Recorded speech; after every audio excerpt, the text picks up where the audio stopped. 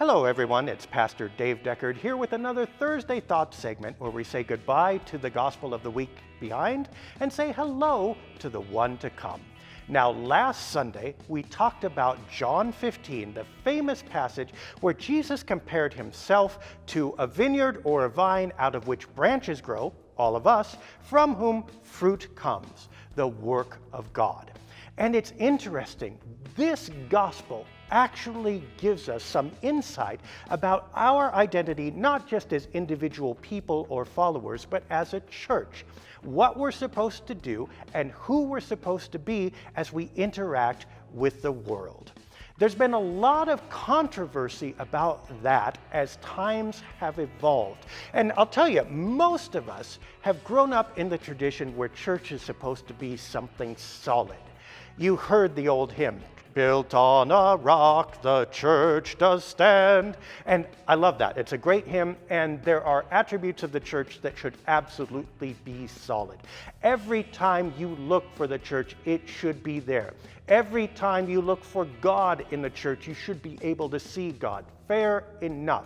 But hymns like that and thoughts like that value being solid first evoke images just like in that song of a mountain or a rock that stands in one place always. And you can come and see it, you might even sit on it or walk on it, but your walking on it doesn't really change it. As hard as you stamp your foot, no matter who you are, you cannot move the mountain. This is not the image that's brought about in John 15. Instead, you have a living, growing vineyard out of which fruit comes, and the soil or the whatever is not the point where it's located, rather the fruit it bears and the direction it's growing. That's what matters. And you know what? At one point in time, the sun may be in the sky this way, and the vines grow that direction, and the fruit heads that way. But if you come back later, the sun is now over here, and the vines are growing that way, and the fruit goes that way, and they're both okay. They're both valid, because this is a living, breathing relationship, and the point is following the sun and bearing fruit, not the location of the vineyard, not the fact that it never changes. In fact, that vineyard may, as part of its identity, have to respond differently, because if it didn't, it would be betraying the people that the fruit is heading toward, rather than comforting, protecting, and loving them. So, we have this one tradition out there that values being solid. Then, in resistance to that, you had this other tradition that's come up that says, well, you know what? My faith life is personal. It's all about me. It's an individual choice. It's an individual belief. And you know what? Whatever I am, that's what faith is.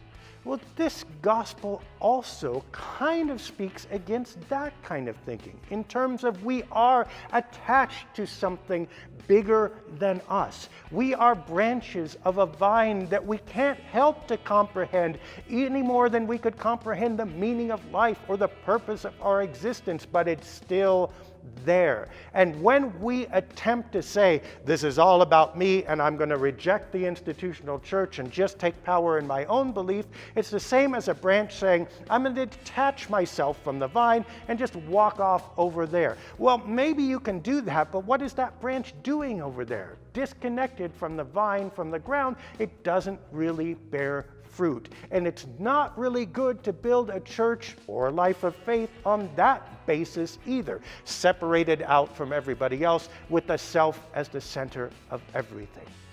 Instead, this gospel offers an alternative, that we are connected, that it's not about any one of us.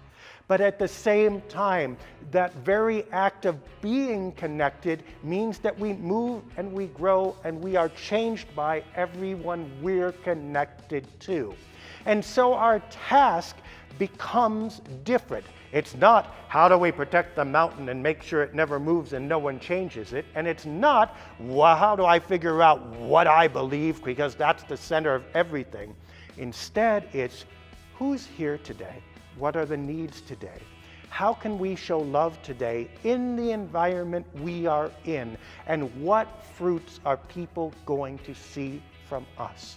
And if we need to be here today and there tomorrow and over there the other day in order to show those fruits, that is what we do, because the fruits and the love are what we are here for in this living relationship of grace.